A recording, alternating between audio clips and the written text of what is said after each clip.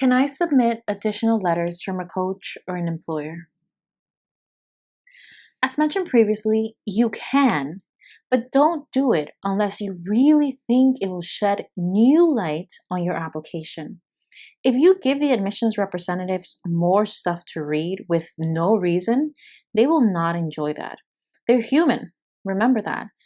Only get another letter from another teacher, mentor, supervisor, etc. if and only if one, you're asked for it by the college, or two, it will 100% add something new to your overall application. And three, then this is kind of like a side note, it is not overkill, only if it's not overkill. So, what are good examples of extra letters you can submit?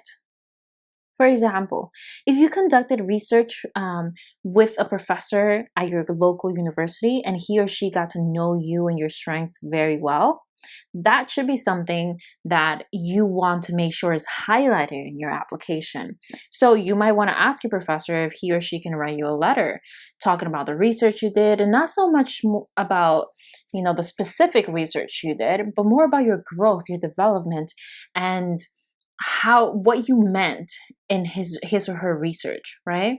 And it should reflect again your intellectual curiosity. And this is important because this would be from another point of view of something that you've done that has gone above and beyond what regular high school students do. Another example is if a supervisor from an extraordinary project you worked on that goes above and beyond school grades and school teachers, right? For example, if you started a nonprofit, okay? You started a nonprofit to help your community in some way.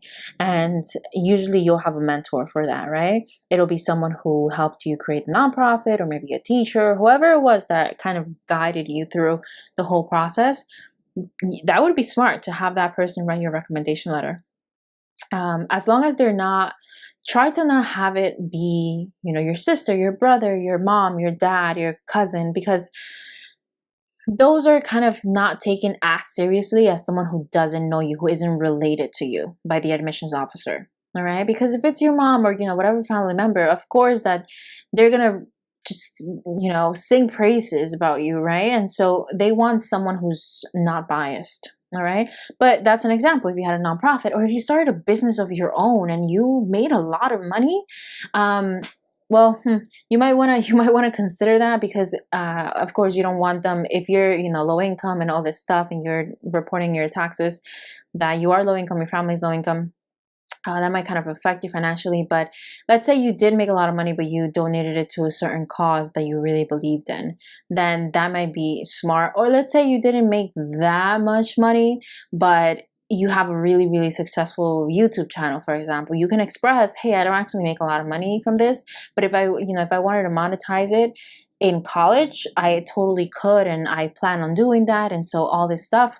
So that might, for example, if you have a mentor who guided you through, something great that you did, something just above and beyond, that will shed light on what kind of person you are. Because if you have, let's say you're an entrepreneur, you created something amazing to benefit your community, right?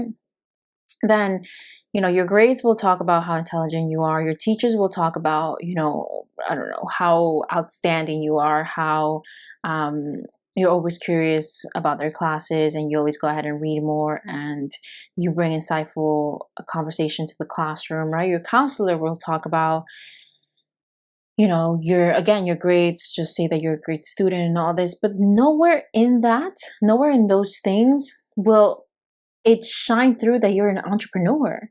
Nowhere will it mention that you are going to probably make a really huge and successful businesswoman or businessman one day. All right. So the same thing goes for research, right? If you have someone who mentored you through research, then you want to mention that, because otherwise it won't be reflected in your application, right? That maybe you listed it in your activities, or maybe you listed it, somewhere in your application. But a lot of kids just do things because they think that's going to look good on an application. But if you actually felt passionate about something and you created something huge, you went above and beyond, get your mentor, the person who guided you through that process, who helped you in some way, write a letter of recommendation so that the admissions officers can see that it was more than just an activity. It was more than something to just put on your resume. It was actually something that you're passionate about, and so that they can shed light on that side of you. Okay. And just in case you're wondering, if, for example, you created a super successful YouTube channel or something or that didn't require a mentor, where you can write about that is in your optional statement. And we will get in, that's another course. So if you look through the courses, look for optional statement, optional essay, optional space on the Common App. And on that course, I will tell you what you need to write if you've done something amazing like that.